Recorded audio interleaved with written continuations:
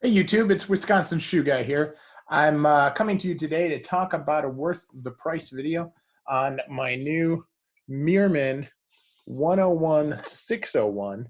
This is a split toe derby that was part of the MTO program at Meermin.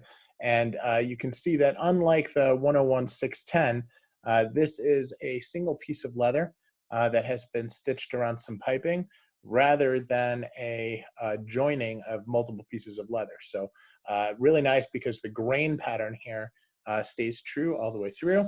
And they've done some really nice job with these soles, which is a really high quality rubber sole and a commando sole that is the same as I have on a pair of Carmines and on a pair of Allen Edmonds. So really happy with the way these turned out. You can take a look at the grain pattern here. It's just very, very well done. You can see the welt line as it goes around.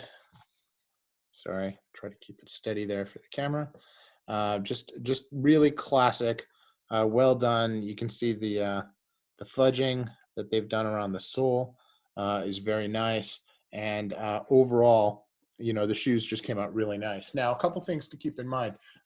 These have eyelets on them, and what's different about eyelets versus another pair that I have here, which has blind eyelets, meaning that they have the grommet on the inside, but they don't have anything on the outside.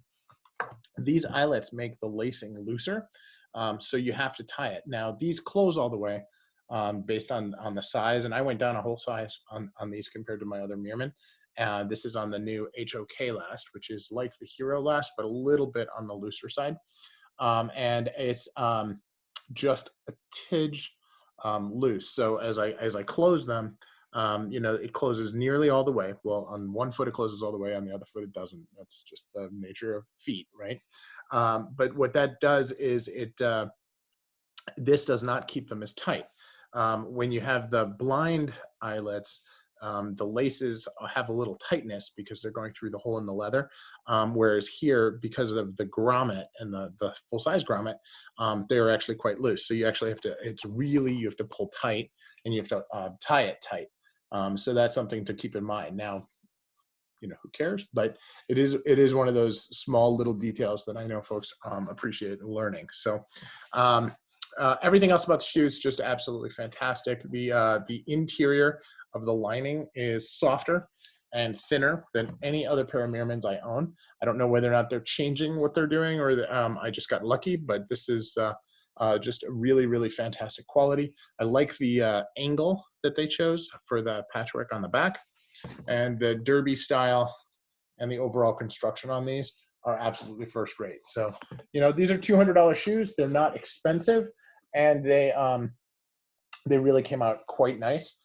So they're definitely worth the price. And if you have an opportunity to take a look at the Meermin MTO program, I highly recommend it. It's a great program, and they may put out some great shoes. Have a great day.